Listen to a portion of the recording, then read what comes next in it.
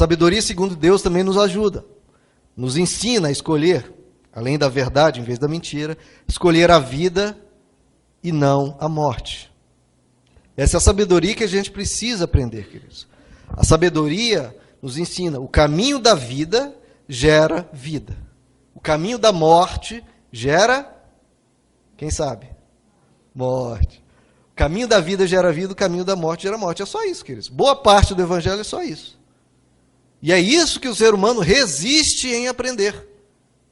Resiste em praticar. E toda vez, queridos, que nós pecamos, nós mostramos a nossa falta de sabedoria. Porque a gente vai para o caminho da morte e espera que isso não gere morte. Ah, não vai gerar morte, não, no meu caso é diferente, e aí a gente quebra a cara. Mas o que o Evangelho nos ensina é o salário do pecado é a morte. Morte nos relacionamentos, morte do caráter, morte de um viver sadio, morte da paz, da tranquilidade. Vai tudo caindo por terra. Abra comigo, queridos, Colossenses capítulo 4, por favor. Vamos ver aqui a sabedoria se expressando no falar. Escolha a verdade, escolha a vida e veja como você fala. Colossenses 4, verso 5. Sejam sábios, olha aí de novo a sabedoria aparecendo. No procedimento para com os de fora, aproveitem o máximo todas as oportunidades. O seu falar seja sempre, não de vez em quando, seu falar seja sempre agradável e temperado com sal, para que saibam responder a cada um. Então veja só, geralmente os religiosos, as pessoas querem controlar a boca dos outros.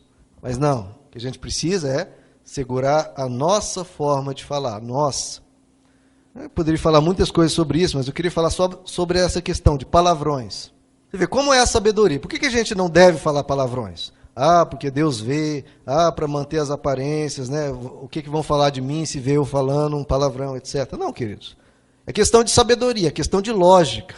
Por que eu vou colocar uma palavra feia na minha boca?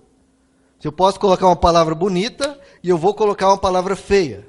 Está vendo como isso é uma questão de sabedoria, uma questão de lógica? Por que eu vou colocar algo feio em vez de colocar algo bonito? Não faz sentido. Tá vendo? Boa parte do que a gente chama pecado não faz sentido. É uma tolice, é uma falta de sabedoria. Por exemplo, uma pessoa que fala um palavrão, é feio, é chulo, é deselegante, é desnecessário e é falta de educação. Vai falar isso para quê? Veja só, se daqui do púlpito eu falasse um palavrão, daqueles bem grotescos, seria um escândalo, e com toda razão. Agora, o seu púlpito é o seu coração. É onde Deus habita. É com que Deus se importa.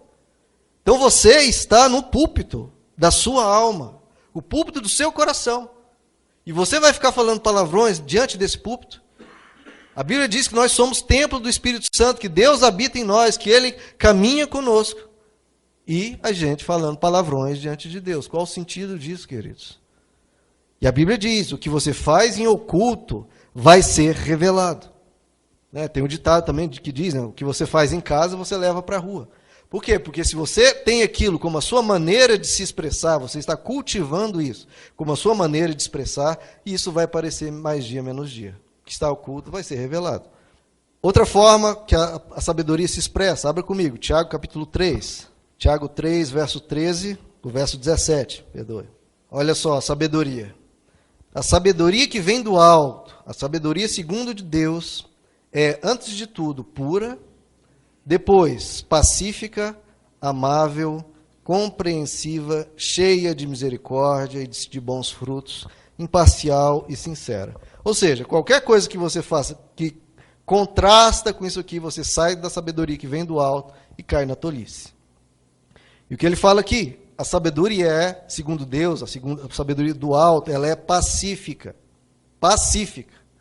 Por quê? Porque o sábio, verdadeiramente sábio, segundo Deus, ele aprende que a ira, a guerra, a discussão, o ódio, a confusão, tudo isso é tolice.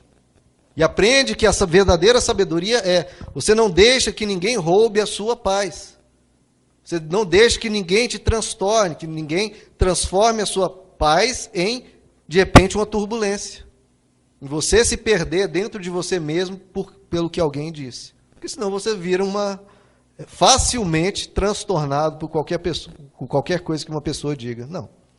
A sabedoria do Evangelho, queridos, procura desenvolver em nós brandura, procura desenvolver em nós ternura, procura desenvolver em nós tranquilidade, procura desenvolver em nós paciência. O apóstolo Paulo diz em Efésios 4, eu lhes rogo, eu lhes imploro, e ele fala, como prisioneiro de Cristo, eu estou na prisão, eu estou implorando para vocês, vivam de maneira digna da vocação que receberam. Vivam de maneira digna do Evangelho. E aí ele fala, que maneira digna? Sejam completamente humildes e dóceis. Humildes e dóceis. Sejam pacientes, suportando uns aos outros. O que quer que a pessoa faça, suporte-a com amor. Isso é Evangelho. Humildes, dóceis, pacientes. Em outra passagem de Colossenses, o apóstolo Paulo diz, revistam-se, se encha, se cubra de mansidão e paciência. Jesus diz, aprendam de mim, pare de aprender com o mundo, e não deixe de aprender, é isso que eu quero lhes ensinar. Jesus diz, aprendam de mim, que sou manso e humilde de coração. Mas o que eu vou ganhar com isso? Ser manso, sou manso, sou doce, sou humilde, que legal, para que serve isso? Jesus diz, aprendam de mim, que sou manso e humilde de coração, e só assim encontrareis descanso para as vossas almas. É assim, queridos. Nessa construção sobre esse alicerce. Como é que você vai ter descanso para a sua alma? Cheio de riquezas? Vivendo num lugar maravilhoso? Tudo isso pode contribuir. Mas se a pessoa não tiver essa mansidão na alma, pessoas vão falar coisas, o trabalho vai fazer coisas, vão acontecer circunstâncias no tempo, na política, os relacionamentos ao redor, tudo vai trazer transtorno. A menos que a gente tenha essa sabedoria, eu não vou deixar que nada roube a minha paz, eu escolho a mansidão, eu escolho ser uma pessoa calma, tranquila, eu escolho a brandura, eu escolho me controlar em vez de me explodir. Provérbios diz, o sábio se domina, o tolo joga tudo para fora. Ele esparrama a sua ira. Aprendam de mim. E para tudo para ser tratado com mansidão. Tudo. O apóstolo Paulo diz, o pecado, como você trata o pecado de uma pessoa. Se alguém for surpreendido em algum pecado, você descobre que alguém tem algum pecado, ofendeu, agiu de alguma forma indevida, vocês que são espirituais deverão restaurá-lo com mansidão. O que a religião ensina? Massacre esse pecador miserável. Vamos falar mal dele, vamos levar para o pastor repreender, vamos excluir ele. Tem todo tipo de barbaridade que a religião ensina. O que o Evangelho nos ensina? Se você é espiritual, restaure o irmão. Restaure como? Não, irmão, eu vou te recusar, vou te restaurar, mas deixa eu te falar umas boas para você. Não, restaure essa pessoa com mansidão, demonstrando brandura, ternura e preocupação, se importando com a pessoa. Isso é Evangelho, o resto é religiosidade, farisaísmo, legalismo. Restaure a pessoa em mansidão. Como que você trata as pessoas que combatem o Evangelho, que acusam, que nos perseguem? Deve corrigir com mansidão os que lhe opõem. Não caluniem ninguém, sejam pacíficos e amáveis. Mostrem sempre verdadeira mansidão para com todos os homens. Isso é sabedoria que vem do alto. Isso é sabedoria segundo Deus. Mostrem sempre, verdadeira, não é falso, não é fingir, não. Mansidão para com todos os homens, todos, mansidão.